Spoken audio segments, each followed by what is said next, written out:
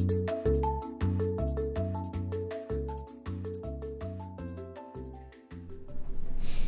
thanks for joining us here on 9 News Plus. I'm meteorologist Chris Bianchi. So you may have heard about the amount of snow and rain that we've seen in California, and in some cases record levels of snow and rain out in California. It's been driven by something you've probably heard of, something called an atmospheric river. So I'm going to explain what that is, why California has seen so much rain and snow, and also for us here in Colorado, how that's impacted our weather, because it's had some pretty substantial impacts on our weather. And by the way, this week of March the 14th, we're going to have some pretty substantial impacts from that atmospheric river setup as well. So let's start things off, though, by taking a look at what we've seen in California so far this winter. And boy, oh boy, this is just stunning. 664 inches in Soda Springs, California. By the way, that does not include the March 14th, March 15th storm system, which is likely to bring another couple of feet of snow to a lot of these areas. So some areas here almost for sure are going to end up with 700 inches worth of seasonal snowfall. Put that in perspective, what you're looking at here, this is between about 50 to 60 feet worth of snowfall. I want to repeat that. Mammoth Mountain, 600 inches of snow, that is equivalent to 50 feet worth of snowfall. Soda Springs, it's about 56 feet worth of snowfall. So this is just, again, an enormous amount of snow. And yes, in the Sierra Nevada, we can get these big systems, we can get these big storm seasons. We're likely going to end up, and in fact, in some cases, we've already ended up with our highest snow totals on record in some of these areas. So just stunning. By the way, the southern Sierra Nevada mountains, their highest snowpack to date on record. So again, this is record level stuff for us. Now, it's not just snow, it's also rain. How about this in San Francisco? Since October the 1st, almost more than 2 feet worth of rainfall, and that is more than 10 inches above the season to date average for us in the San Francisco area. So just, again, enormous amount of water that has just come on down. It's all as a result of an atmospheric river. Again, this is a term you've probably heard of quite a few times. In fact, you can see it. This is as of March 14th. You can see the atmospheric river in action. So what it is, it's a narrow ribbon of a big plume of moisture. It's basically, again, a river about 30,000 feet up in the air. It's about the level where jet planes fly and where the jet stream is, where you get just this narrow plume about 200 to 300 miles wide of really just bountiful moisture that just streams into areas, and it has numerous impacts. So let's get into a bit more detail about an atmospheric river, right? So you get at this point, it's a narrow plume of a lot of water that streams into the western U.S., especially this time of year. So there it is. I just showed it to you on satellite. It was very evident. And notice where it dips down. It dips into Hawaii. So sometimes this is referred to as the Pineapple Express. If you've ever been to Hawaii, probably don't have to tell you, it's warm, it's muggy. So when you're taking moisture from Hawaii and you're taking it on up into California, you're taking deep tropical moisture. Another weather 101, as that warmer air can hold more moisture. So when you're going south with this, you're accessing areas that have more water available to them, and you're taking it into areas that don't have typically as much water available to them. So again, a Pineapple Express, an atmospheric river. You get an area of low pressure that sets on up off the California coast. It takes all that water and it streams it into southern parts of California and central parts of the state as well. So I kind of mentioned this a short while ago. Atmospheric rivers often between about, 250 to 375 miles wide, and that means that moisture is pretty concentrated in a small space. And so some places like Northern California, Oregon, Washington may not even see any rain or snow from an atmospheric river setup, while Southern and Central California just get pounded with all of this water.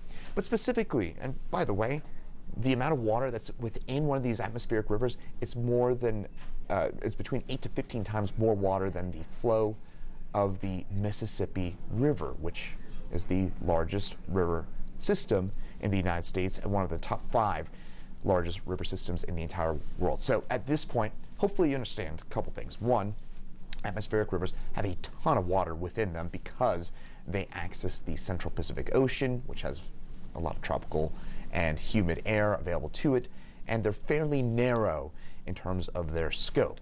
Now, for the Sierra Nevada specifically, I was just mentioning, right, how there's about 50 to 60 feet worth of snowfall that's fallen, almost all of it from these atmospheric rivers. So this is how it works for an atmospheric river.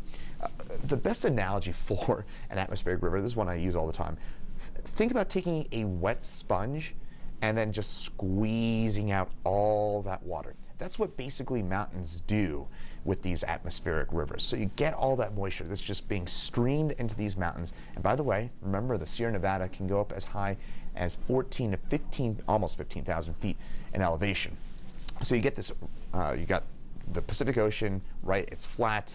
And then next thing, boom, you've got these mountains, and it forces the air to rapidly rise and condense. And what that does is it produces a ton of snow. So again, what I was mentioning with the sponge, that's what these mountains do with these atmospheric rivers. They just take every last bit of moisture out, and it's a very sudden rise because, again, when you go from Hawaii to the Sierra Nevada, there's nothing to stop that rise. So this air rapidly rises, it condenses into all that snow, and the result is what I was just showing you, 600 plus inches worth of snowfall. And that is thanks to the upslope from these atmospheric river events. Now, back here at home in Colorado, we felt some of that. Notice here on the snowpack map here across Colorado how the Arkansas, the South Platte, yeah, they've had decent snow seasons, but notice how the San Juans and the Gunnison River basins are doing way better than basically everybody else across the state.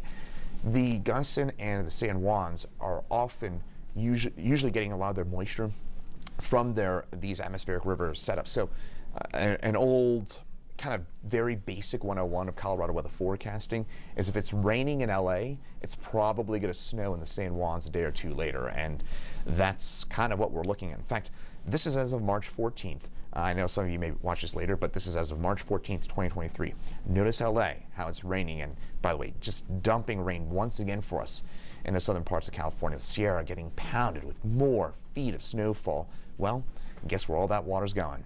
Yeah, into Colorado as we get into your Wednesday and your Thursday. It's an atmospheric river setup, which means, again, the San Juans and the Gunnison River basins will probably get the most snow out of this upcoming storm system. And there you go, winter storm warnings up for the mountains of southwestern Colorado. We're up to 2 feet worth of snowfall will come down in those areas, but then notice a little further east and north, we're only talking about maybe 6 to 14 inches worth of snowfall as you get further east and away from that atmospheric river. And then for us here in Denver, well, we're on the lee side of the mountains, which means we get downsloping winds, the opposite of the upslope winds, which I was mentioning with that sponge analogy. Yeah, we get the other side of things where it's basically adding a bunch of hot air to a sponge. You basically just dry things on out, and we get maybe a few snow showers on your Thursday, and that is pretty much it. But to kind of recap things, when we're talking about an atmospheric river in California, those atmospheric rivers can oscillate. They can sometimes impact the Pacific Northwest.